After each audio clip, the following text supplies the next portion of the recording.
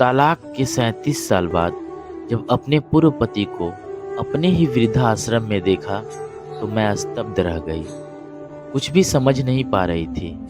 इतने वर्षों बाद उस इंसान को इस हालात में देखना मेरे लिए बिल्कुल अकल्पनीय था। वह एक कोने में सिमट कर बैठा था। उसे देखकर बेहद असहाय लग रहा था।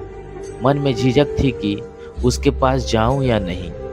बहुत हिम्मत जुटाकर आखिर उसके सामने जाकर खड़ी हो गई। लेकिन मेरे सामने खड़े होने पर भी उसके चेहरे पर कोई भाव नहीं आया। तभी समझ गई कि अब वह देख नहीं सकता। उसकी आंखों की पू जा चुकी थी। करीब 39 साल पहले मेरा और समीर का विवाह परिवार की सहमति से हुआ था। शुरू में हमारा वैवाहिक जीवन बहुत अच्छा था। संयुक्त परिवार था, इसीलिए हम सब साथ रहते थे। मेरा स्वभाव शांत था, इसीलिए घर के सभी लोगों से मेरे अच्छे संबंध थे। सभी मुझे बहुत प्यार करते थे। लेकिन शादी के लगभग 2 साल बाद भी जब हमारी कोई संतान नहीं हुई तो ससुराल वालों ने मुझ पर तरह तरह के दबाव डालने शुरू कर दिए। जांच के बाद पता चला कि मैं कभी मां नहीं बन सकती। इसके बाद मेरे लिए मानसिक प्रताड़ना का दौर शुरू हो गया। फिर भी मैं चुप रही क्योंकि मुझे लगता था कि मेरा पति समीर मेरे साथ है, लेकिन शायद खुद हमेशा साथ नहीं रहता।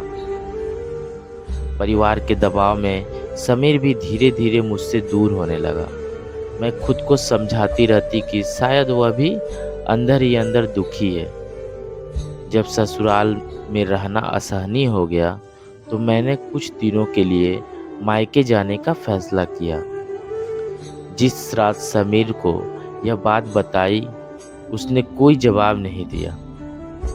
पहले भी मैं मायके जाने की बात करती थी, उसका चेहरा उतर जाता था, लेकिन इस बार उसके चेहरे पर कोई बदलाव नहीं था। मायके जाने के 3 दिन बाद एक कुरियर आया। उसमें समीर की दूसरी शादी का निमंत्रण और हमारे तलाक के कागज थे। जैसे ही मैंने वह कागज हाथ में लिया, मेरे पैरों तले जमीन खिसक गई। समझते देर नहीं लगी कि यह सब पहले से सोची समझी योजना थी।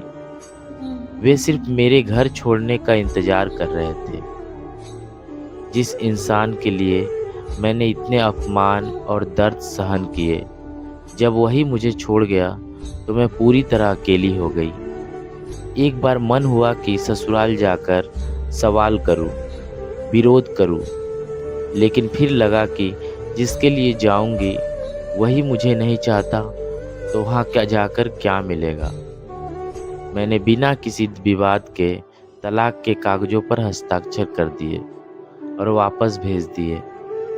उसके बाद मैंने कभी समीर से मिलने या संपर्क करने की कोशिश नहीं की।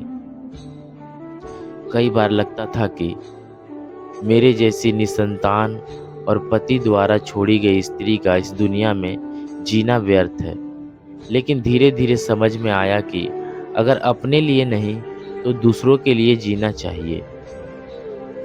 उन महिलाओं के लिए जो मेरी तरह समाज की पीड़ा झेल रही हैं, और उन बच्चों के लिए जिनकी इस दुनिया में कोई पहचान नहीं है। मैंने अपने अतीत को पीछे छोड़ दिया, किसी से कोई शिकायत नहीं रखी।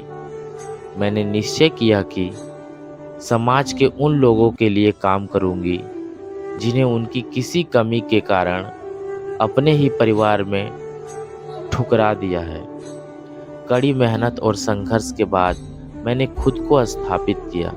एक अनाथालय, एक वृद्धाश्रम और विधवा महिलाओं के लिए रोजगार की व्यवस्था शुरू की।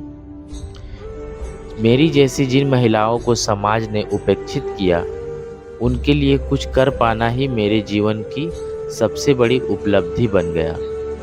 आज समीर को देखकर वह बहुत बीमार और असहाय लग रहा था। मैंने मन ही मन सोचा, मैं तो उसकी अपनी नहीं थी, इसीलिए मुझे छोड़ते समय उसका दिल नहीं कांपा। लेकिन जो उसके अपने थे, उन्होंने उसे इस हालत में यहाँ क्यों छोड़ दिया? मैंने आश्रम के एक कर्मचारी से पूछा, इन्हें यहाँ कौन छोड़ कर गया? उसने जवाब दिया, इनके सभी बच्चे विदेश में रहते हैं। कोई भी इनकी जिम्मेदारी नहीं लेना चाहता था, इसीलिए इन्हें यहाँ छोड़ गए।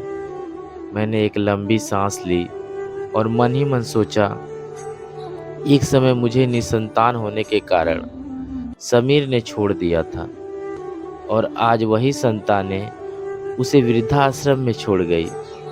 शायद यही ईश्वर का न्याय है। किसी को छोड़ने से पहले एक बार जरूर सोचिए। ईश्वर हमें वही देता है जो हमारे और आपके लिए कल्याणकारी होता है। जो नहीं मिला उसके लिए जीवन भर पछताने के बजाय जो मिला है उसी के लिए कृतज्ञ रहकर आगे बढ़ना ही सच्ची समझदारी है। लेख संकलित।